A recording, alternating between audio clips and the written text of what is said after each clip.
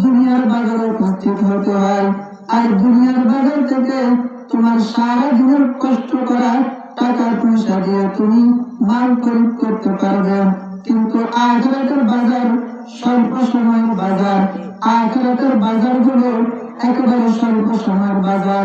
আর আখিরাতের জীবনটা হলো অনন্ত অসীম অফুরন্ত জীবন, যে জীবনের শুরু আছে কোন শেষ নাই। এই অফুরন্ত জীবনের জন্য সামান্যটুকু সময় তুমি ব্যয় করতে পারবে না কেন? দুনিয়া হলো সামান্য, দুনিয়ার সময় সংকীর্ণ, দুনিয়াতে তুমি থাকবে অল্প কিছুদিন। এই অল্প কিছুদিনের দুনিয়ার জন্য দুনিয়ার বাজারে তুমি সারাদিন সময় ব্যয় করতে পারো। দুনিয়ার বাজারে সবাই কেনার জন্য সারাটা জীবন তুমি ব্যয় করে দাও, কিন্তু আখিরাতের অফুরন্ত জীবনের জন্য তোমার তো মাথায় একবারও চিন্তা আসে না। তাহলে আল্লাহ আরো বলেন, দুনিয়া যেহেতু সামান্য, দুনিয়ার সময় যেহেতু সংকীর্ণ, দুনিয়াতে থাকিয়া দুনিয়ার বাজার সবাই করবে, কিন্তু পাশাপাশি অফুরন্ত জীবন আখিরাতের জীবন, ওই জীবনের জন্য স্বল্প সময় বসিয়া ওই আখিরাতের বাজারের জন্য কিছু কামাই করো। যাই হোক, আমি আপনাদের সামনে পবিত্র কালামুল্লাহ শরীফ থেকে একটি আয়াত তেলাওয়াত করেছি। আল্লাহ পাক রব্বুল আলামিন উক্ত আয়াতের মধ্যে বলেন, ইন্নাল্লাযীনা ক্বালু রাব্বুনাল্লাহ, নিশ্চয় যারা বলবে তাদের রব আল্লাহ, সুম্মা ইসতাকামু, অতঃপর এর উপর অটল থাকবে, অবিচল থাকবে, অনড় থাকবে, তাতানাজ্জালু আলাইহিমুল মালাইকা, তাদের কাছে ফেরেশতারা নাযিল হবে, ফেরেশতারা অবতরণ করবে। তাতানাজ্জালু আলাইহিমুল মালাইকা, ফেরেশতারা তাদের কাছে আসবে। কেন আসবে? তারা ফেরেশতারা সুসংবাদ দেওয়ার জন্য আসবে।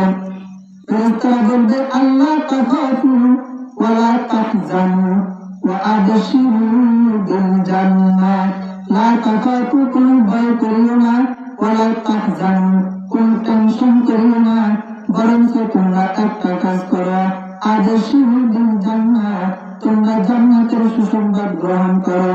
আল্লাতী কুনতুম তুআদুন, এমন জান্নাত যে জান্নাতে তোমরা অফুরন্ত জীবন থাকবে।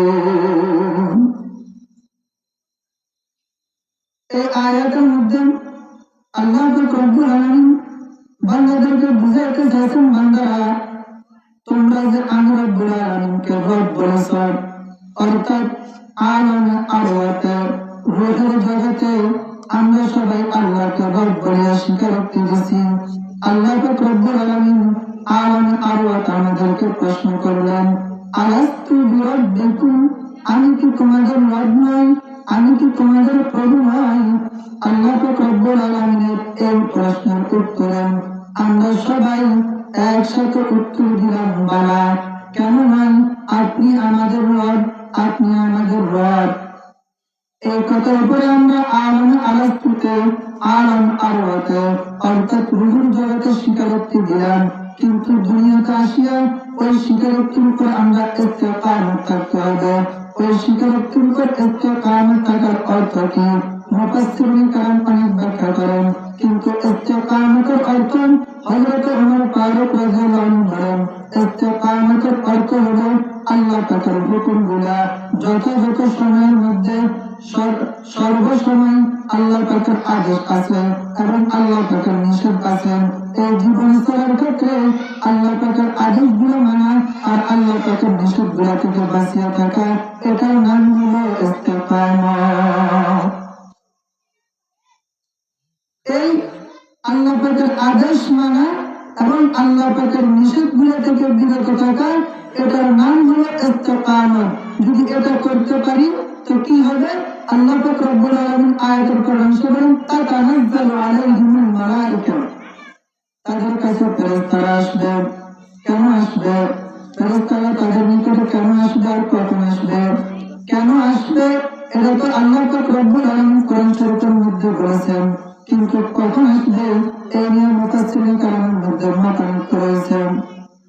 কোন কোন মুফাসসিরিন কেরাম বলেন ফেরেশতারা আসবে ওই সময় যখন দুনিয়ার জীবন একেবারে শেষ মুহূর্ত হয়ে যাবে, দুনিয়ার জীবনের সূর্য ডুবে যাবে, আখিরাতের জীবন সূর্য উদিত হবে। ঠিক ওই মুহূর্তে ফেরেশতারা আসবে। ওই মুহূর্তটা একটা কঠিন মুহূর্ত, একটা নাজুক মুহূর্ত। ওই নাজুক সময়, ওই কঠিন মুহূর্তে ফেরেশতারা আসবে। যখন মানুষ মৃত্যুবরণ করে ওই মুহূর্তটা খুব কঠিন সময়, ওই সময়টা খুব কঠিন, খুব ভয়ঙ্কর।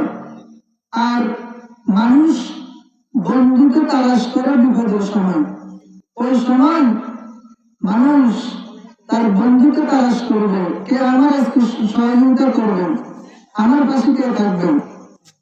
আল্লাহ পাক রব্বুল আলামিন বলেন, বান্দা তুমি যদি আমি রবকে যে রব বলে স্বীকারোক্তি দিছ, এটার উপর ইস্তেকামত থাকতে পারো, অর্থাৎ যদি আমার সমস্ত হুকুমগুলো মানতে পারো আর আমার সমস্ত নিষেধগুলো থেকে যদি বাঁচিয়ে থাকতে পারো, তাহলে তোমার কোনো অন্য বন্ধুর প্রয়োজন হবে না, তোমার কোনো অন্য সাহায্য করার প্রয়োজন হবে না। আমি রব্বুল আলামিন তোমার সাহায্যের জন্য আমার স্পেশাল বাহিনী তোমার কাছে পাঠিয়ে দেব। সুবহানাল্লাহ। তখন ফেরেশতারা আসিয়া আল্লাহর বান্দাকে বলবে, হে আল্লাহর বান্দা, কিসের ভয় করো, কিসের চিন্তা করো, তোমার তো কোনো চিন্তার প্রয়োজন নাই, তোমার তো কোনো ভয়ের কারণ নাই। তুমি তোমার পুরোটা জীবন আল্লাহর হুকুমের মধ্যে ব্যয় করেছ, তোমার পুরোটা জীবন তোমার মন চাইছে এটা করতে, কিন্তু করো নাই। আল্লাহকে ভয় করিয়া আল্লাহ তাদের সামনে দাঁড়াইতে হবে, এটাকে তুমি মনে মনে বিশ্বাস করিয়া তুমি কোনো গুণের কাজ করো নাই, তুমি কোনো অপছন্দনীয় কাজ করো নাই। আজকে এই মুহূর্তে আমরা বললাম তোমার সাহায্যকারী, তুমি কোনো টেনশন করবে না, তুমি কোনো চিন্তা করবে না। আল্লাহ পাক রব্বুল আলামিন যে জান্নাত বানাইছেন, ওই জান্নাতের তুমি সুসংবাদ গ্রহণ করো। সুবহানাল্লাহ। তখন ফেরেশতারা ওই ব্যক্তিকে যখন জান্নাতের সুসংবাদ দিবেন, জান্নাতের সুসংবাদ পাওয়ার কারণে ওই ব্যক্তিটার মুখে একটা মুস্কি হাসি ফুটে উঠবে। জান্নাতের সুসংবাদ যখন দুনিয়াতে জীবিত অবস্থায় পাবে, তখন ওই ব্যক্তিটার মুখের মধ্যে একটা মুস্কি হাসি উঠবে। বলুন তো দেখি, একজন মানুষ যখন জীবিত অবস্থায় জান্নাতের সুসংবাদ পাবে, ওই মানুষটা কি খুশি হবে না বেজার হবে? আর খুশির সময় মানুষের মুখে কি হাসি আসে নাকি কান্না আসে? ওই মুহূর্তে ফেরেশতারা যখন আল্লাহর বান্দাকে জান্নাতের সুসংবাদ দেবে, জান্নাতে যাবে তুমি, তুমি জান্নাতি, এটার মধ্যে কোনো সন্দেহ নাই, তুমি জান্নাতি। আল্লাহর বান্দা আবেগে আল্লাহর বান্দার অনিচ্ছাকৃত ভাবে একটা মুস্কি হাসি দেবে। আর আল্লাহর আশিক বলেন, আল্লাহর আরিফ বলেন, এই মুস্কি হাসিটা হবে ওই ব্যক্তি ইমানদার, ওই ব্যক্তি জান্নাতি, ওই ব্যক্তি জান্নাতের লক্ষণ হবে তার মুস্কি হাসিটা। নিশানে মারদে মুমিন বা কবুয়ান, নিশানে মারদে মুমিন বা কবুয়ান, চুমুর গায়ে তাবাসসুম লাগে। আল্লাহ আশিক বলেন, মানুষ যখন মৃত্যুবরণ করবে, মানুষ যখন মৃত্যুর সময় এসে যাবে, সে যদি ইমানদার হয়ে থাকে, সে যদি দুনিয়াতে আল্লাহ পাকের সমস্ত হুকুম গুলা মেনে থাকে আর আল্লাহ পাকের সমস্ত নিষেধগুলো যদি সে বাঁচতে পারে, পরহেজ করতে পারে, মৃত্যুর সময় তার কাছে ফেরেশতা আসবে। আর ফেরেশতা আসিয়া তাকে জান্নাতের সুসংবাদ দেবে। আর জান্নাতের সুসংবাদ দেওয়ার কারণে তার মুখের মধ্যে একটা মুস্কি হাসি উঠবে। আর এই মুস্কি হাসিটা হবে সে জান্নাতি, সে জান্নাতে প্রবেশ করবে। ওই মুস্কি হাসিটা তার জান্নাতের লক্ষণ। সে ব্যক্তিটা জান্নাতি আর জান্নাতে যাবে। সে জান্নাতটা কেমন? আল্লাহ কি কোন কোন আদম যে জান্নাতে সে তার পুরান্ত জীবন পর্যন্ত থাকবে, ওই জান্নাতের মধ্যে তাকে কখনো কোনো সময় মুসলিম কালে কোনো কষ্ট দেওয়া হবে না। জান্নাতটা এমন একটা জায়গা, যে জায়গার মধ্যে কেউ যদি একবার প্রবেশ করতে পারে সে ওই জান্নাত থেকে আর বের হওয়া লাগবে না।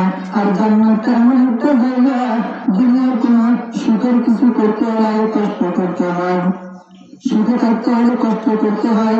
আর জান্নাতে যাওয়ার জন্য এই অল্প কষ্ট করিয়া যে জান্নাতটা পাবে, ওই জান্নাতের মধ্যে কোনো দুঃখ কষ্ট থাকবে না, কোনো কষ্টই থাকবে না। জান্নাত এমন একটা জায়গা যেখানে কোনো কষ্ট দেওয়া হবে না। বেহেশত আনজা কে আজারে মুবাশশার, বেহেশত আনজা কে আজারে মুবাশশার, কাছে বাবা কাছে কারে মুবাশশার, কাছে বাবা কাছে কারে মুবাশশার। জান্নাত এমন একটা জায়গা, যে জায়গার মধ্যে কোনো মানুষকে কোনো প্রকার কোনো কষ্ট দেওয়া হবে না।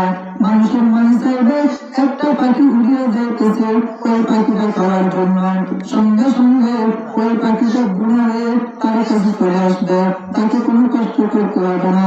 একটা গাছের ফলের দিকে তাকাইছে, মন চাইতেছে এই ফলটা খাবে, আল্লাহকে ভালো লাগবে না, আল্লাহ আমার এই ফলের প্রতি একটু আকর্ষণ করছে, এই ফলটা একটু মজাদার দেখা যাইতেছে, এই ফলটা আমার খাইতে মনে চাইতেছে, এই কথা মুখ খুলিয়া আল্লাহকে ভালো লাগবে না।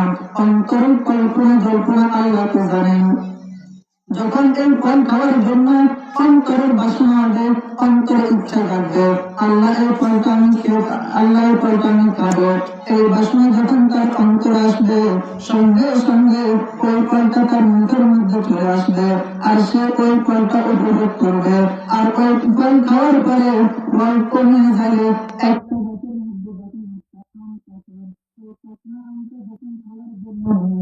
তখন গাছের দিকে তাকাইলে একটু আফসোস লাগে, আহারে এতদিন তো আমটা ছিল, আজকে তো আমটা নাই, একটু মনের মধ্যে আফসোস আসে।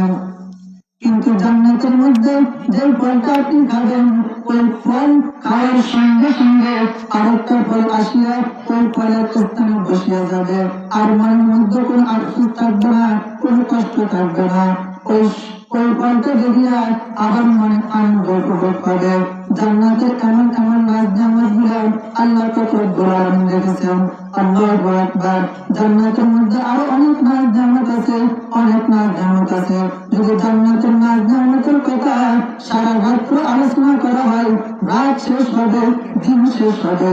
আল্লাহ পাকের জান্নাতের নাচ জান্নাতের কথা বলিয়া আর আপনাদেরকে বোঝানো কখনো সম্ভব হবে না। সুবহানাল্লাহ। জান্নাতের মধ্যে আল্লাহ পাক রব্বুল আলামিন, আমরা তো পুরুষ সাধারণত দুনিয়াতে একজন পুরুষ তার জীবন সঙ্গিনী হিসেবে একজন মহিলাকে চায়, একজন সুন্দর মহিলাকে চায়। কিন্তু আল্লাহ পাক রব্বুল আলামিন বলেন, বান্দা যদি দুনিয়াতে আমি রাখতে মানিয়ে চলতে পারো, আমার হুকুম আহকামের উপরে যদি একটা কামত থাকতে পারো, আমার সাথে যদি কাউকে অংশীদার না করো, যদি আমার হুকুম আহকাম মতো চলতে পারো, জান্নাতের মধ্যে আমি রব্বুল আলামিন তোমার জন্য স্ত্রীর ব্যবস্থা করব। জান্নাতে তোমাকে গরু জন্মান দিব, জান্নাতে তোমাকে অনেক নাম দিব, এমন গরু জন্মান তোমাকে দিব, তোমাকে এমন গরু জন্মান দিব যাদের সৌন্দর্য তুমি মা পড়া হয়ে যাবে, যাদের সৌন্দর্য দুনিয়ার কোনো কিছুর সৌন্দর্য দিয়ে তুলনা করা যাবে না, অতুলনীয় সৌন্দর্য। এমন সৌন্দর্যের গরু জন্মান তোমাকে দান করব। দুনিয়াতে মনে চাইছে একটু নাচ গান করার জন্য, কিন্তু আমি ওদের ব্যয় করতে পারি নাই।